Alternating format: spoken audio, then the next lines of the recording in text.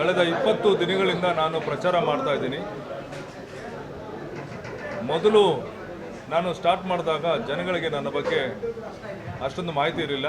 ಆದರೆ ಬರ್ತಾ ಬರ್ತಾ 20 ದಿನಗಳ ಒಳಗಾಗಿ ಜನರಿಗೆ ನಾನು ಸಂಪೂರ್ಣವಾಗಿ ಪರಿಚಯ ಆಗಿದ್ದೀನಿ. ಜನಗಳಂತೂ ನನ್ನ ಬೆಂಬಲಕ್ಕೆ ನಿಂತವರೆ. ಅಭೂತಪೂರ್ವವಾದ ಯಶಸ್ಸು ನನಗೆ ತಂದುಕೊಡ್ತಾರೆ. ಚುನಾವಣಾ ಕಾವು ಇನ್ನೇನು ಕೊನೆ ಹಂತಕ್ಕೆ ಬಂದು ನಿಂತಿದೆ. ಈಗ ನಮ್ಗೆ ಇನ್ನೂ ಹಲವಾರು ಕೆಲಸಗಳಿರೋದ್ರಿಂದ ಏನು ಇವತ್ತು ಸಾಯಂಕಾಲ 5 ಗಂಟೆ ಒಳಗಾಗಿ ಮುಗೀತದೆ. ಹಾಗೆ ಇನ್ನಷ್ಟು ಸಭೆಗಳನ್ನು ಮುಖಂಡರನ್ನ ಭೇಟಿ ಮಾಡಬೇಕಾಗಿದೆ. ನನಗಂತೂ ಬಹಳಷ್ಟು ಜನ ವಾಲಂಟಿಯರಿಗೆ ಫೋನ್ ಮಾಡಿ ಬೆಂಬಲ ಸೂಚಿಸ್ತಾ ಇದ್ದಾರೆ. ಎಲ್ಲ ಆರ್ಗನೈಸೇಷನ್ಸು ತಾವಾಗೇ ಬಂದಿದ್ದಾರೆ. ನೀವು ಗೆದ್ದೇ ಗೆಲ್ತೀರಾ ಸರ್, ನಿಮ್ಮ ಜೊತೆ ನಾವು ನಿಂತ್ಕೊಳ್ತೀವಿ ಅಂತ ಹೇಳಿ ನನಗೆ ಫೋನ್ಗಳು ಮಾಡಿ ಧನ್ಯವಾದಗಳು ತಿಳಿಸ್ತಾ ಇದ್ದಾರೆ.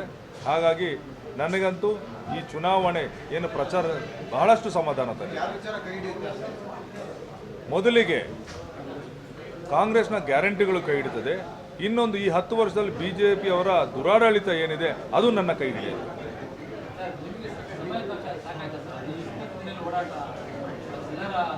ಕಾರ್ಯಕರ್ತರನ್ನು ಹಾಗೂ ಒಂದು 80% ಜನಗಳನ್ನು ನಾನು ರೀಚ್ ಮಾಡಿದ್ದೀನಿ. ನಮಗೆ ನಾಯಕರುಗಳೆಲ್ಲ ಬೆಂಬಲನೂ ಸಿಕ್ಕಿದೆ. ಅವರು ಕೂಡ ನನ್ನ ಬಗ್ಗೆ ಪ್ರಚಾರ ಮಾಡ್ತಾ ಇದ್ದಾರೆ. ನಾನು ಹೋಗದಿರೋವಂಥ ಕಡೆ ಅವರು ಇನ್ನೊಂದು ಕಡೆ ಹೋಗಿ ಅವರು ಪ್ರಚಾರ ಮಾಡ್ತಾ ಇದ್ದಾರೆ. ಹೀಗಾಗಿ ನಾಯಕರು ಕಾರ್ಯಕರ್ತರು ಗೌತಮ್ ಅಂತ ಯಾರು ಏನು, ಅವನ ವಿಷನ್ ಏನು, ಅವನ ದೂರದೃಷ್ಟಿ ಏನು ಅಂತ ತಲುಪಿಸುವಂಥ ಕೆಲಸನ ಅವ್ರು ಮಾಡಿದ್ದಾರೆ.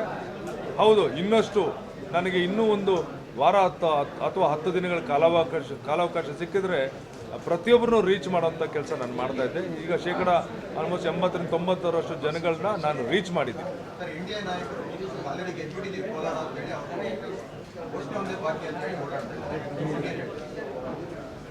ಯಾರು?